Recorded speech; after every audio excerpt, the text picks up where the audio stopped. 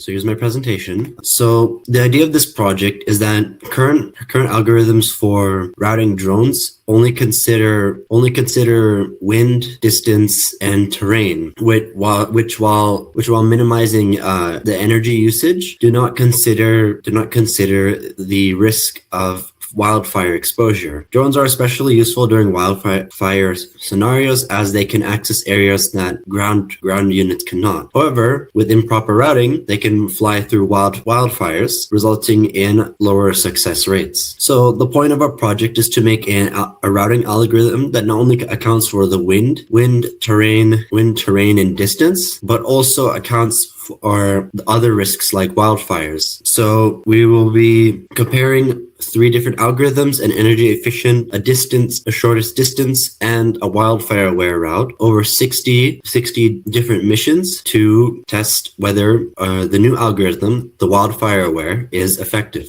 So our simulation takes place in a 60 by 60 grid, 6 by 6 kilometers. The cruise speed of the drone is going to be about 12 meters per second and carries a 180 watt-hour battery. For a mission to be considered as successful, it must finish with at least 20% battery reserve and remain below defined fire and wind risk thresholds, which are defined later. So our fire layer, all the way on the bottom right, uses firm style points and Gaussian kernels to create a continuous risk surface. The wind layer combines NASA-powered daily values with simulated gust, region, and spatial variation, producing non-uniform wind. And the terrain is modeled using smooth hills, valleys, and randomized elevation changes to approximate real landscapes. So you can see toward the bottom, we have our terrain map, our wind map, and our fire map, along with where the drone base and the drone delivery point are. So using an algorithm on the detective grid, the shortest distance method will minimize the geometric length, but ignore environmental hazards. The energy minimum method incorporates wind and elevation effects, but still does not consider fire exposure. And our wildfire aware method combines distance, energy, fire risk, wind risk, and terrain costs. Again, for the drone to be successful,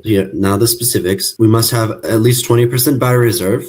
Maximum fire risk should be below 0.7, and maximum wind risk could remain below 0.8. So here you can see the routes the different algorithms tick. Both the shortest distance and energy minimum went straight through the fires, but overall used less energy, while the wildfire aware route spent less time around the fires and used a little bit more energy. So as you can see through these diagrams, the wildfire aware route did definitely use a lot more energy than what the two other algorithms, shortest distance and energy minimum, as you can see in the bottom right diagram. But in the bottom left, you can see that more significantly, the wildfire aware route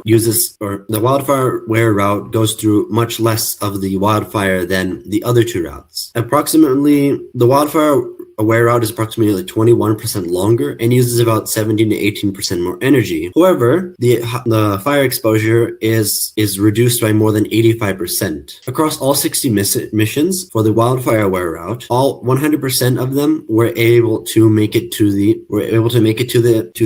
delivery point without exceeding any of our previously stated values. However, for the energy minimum and shortest distance, only half of the drones were able to make it safely. Through the battery trends, we can see over time the wildfire aware route used a lot more energy than the shortest distance and energy minimum routes, but in the end they both stayed way above minimum 20% threshold. So when the fire weight is 0 in the cases of the shortest distance and the energy efficient, the test routes failed because they cross hazardous regions. However, when the fire weight is set higher, as we can see in the wildfire aware route, the model is able to balance the altitude, distance, and wildfire exposure to a decent amount. So there are a couple limitations.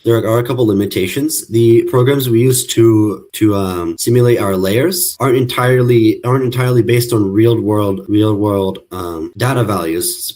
They're partially simulated, like in our wind data. As a result, it's not very meteorologically accurate. The energy model for our drone isn't calibrated to a specific airframe. It's not meaning that we didn't use a specific drone for it. It's just a general drone. And our simulation does not include other obstacles like cell